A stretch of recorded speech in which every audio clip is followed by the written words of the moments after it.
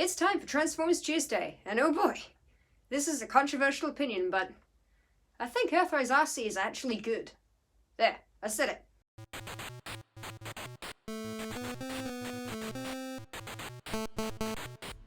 Look at that! Bright pink space car. What's not to love? They really managed to get the wheels to hide away, almost giving it the impression of a hover car. We got a nice pearly blue for the windscreen and the aerial, and look at that! A mini interior as well. I cannot stress this enough. The steering wheel is tiny. Look at my child-sized finger next to that. Things do start to fall apart if you look at it from the back, but it's nowhere near as bad as the other figures. I mean, they even have gun storage that hides it completely. That barely happens anymore. So why all the hate? I mean, it's a relatively accurate car mode with nice colours and features. What could be so bad? Ah, the transformation, or rather lack thereof. See, Arcee here is pretending they can transform, when really, they just crawl up into a ball and wear a shell. Not only that, but when you go from robot to alt mode, it's a pain to get the legs to fit correctly. It's really a shame, as this has driven many people away from the figure, nearly even me, and I can assure you that's a mistake. See, while getting between both modes is tolerable at best, the end results are where it's at.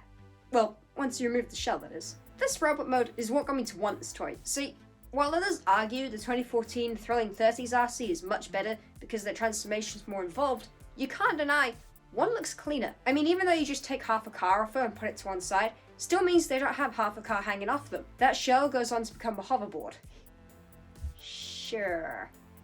I mean, even I can admit that looks a bit off. That bright pink stays here in robot mode, now with the deep blue for the eyes. She's got her iconic Princess Leia hair buns and a smaller blaster cast out of that same pearly blue plastic.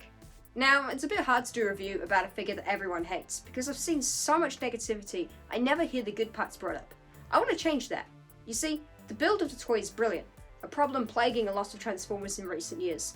Looking at you, Grapple and Tracks. She might be smaller than other figures, but that means that she's not putting as much weight on the joints, so she can actually hold a decent pose. The paint here, while I wish there is more, is really well done.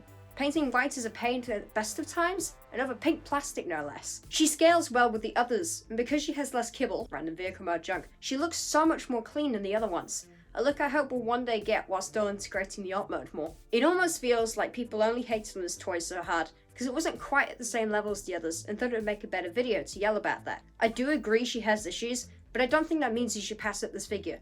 I mean, Hasbro thought it was so good they reissued it for the Kingdom series and remolded it into Elita 1. So at the end of the day, I think she's a great figure with a load of G1 accuracy and great posing.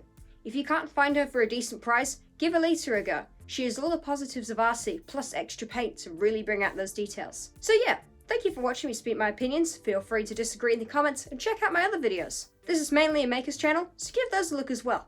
Catch you next week. Farewell!